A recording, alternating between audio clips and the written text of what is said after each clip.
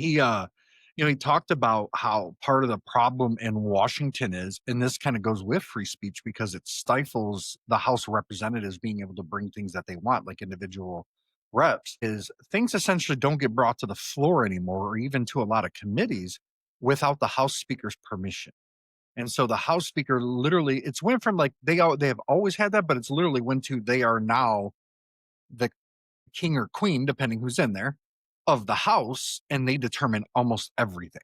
And it's like there's very little that the minority party can do, and things of that nature. And he said that's why, part of the reason why over the last 15 years, he said why our government's become so unable to do things is now you've got one person who, just like the rest of them, get campaign donations, now controlling the flow and the process of everything. While they can't directly say your bill's not allowed, they can throw roadblocks in there to where it never even sees the light of day beyond your desk.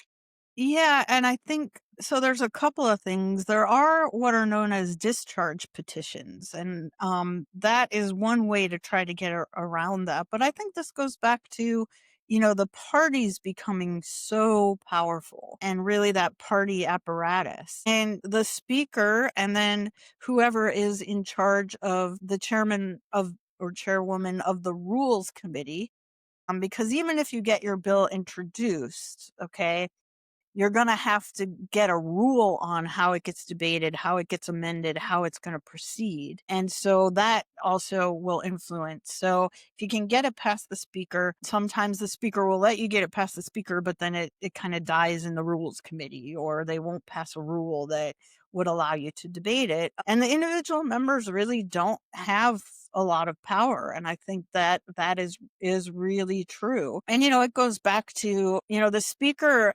does also have a lot of tools at his or her disposal to kind of keep you in line. One of those is committee assignments, and one of those is the tremendous amount of money that they can either help you with for your next election or hurt you with for your next election, and whether or not you might face a primary challenge and whether or not they might be supporting you. And, in the House, that power is amplified by the fact that you're having to run for election every 2 years, and I may have mentioned this last time, I'm not sure that I did, but you are essentially expected to start raising money, not just for your own reelection, but the party as well, immediately upon being sworn in as a member of the House.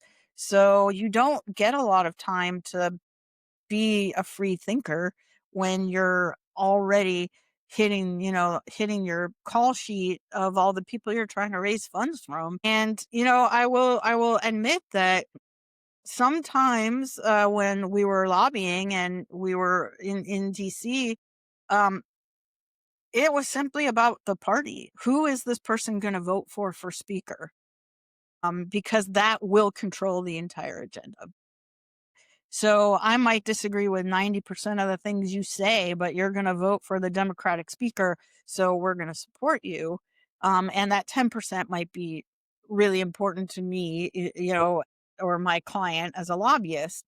But it is 100% true that we would say, well, who are they voting for leadership is going to matter the most over who they are as an individual and their positions, because whoever is leader controls what bills they get to talk about, what amendments they get to introduce, and what committees are even gonna look at. So I think Justin Amash, he's right about that.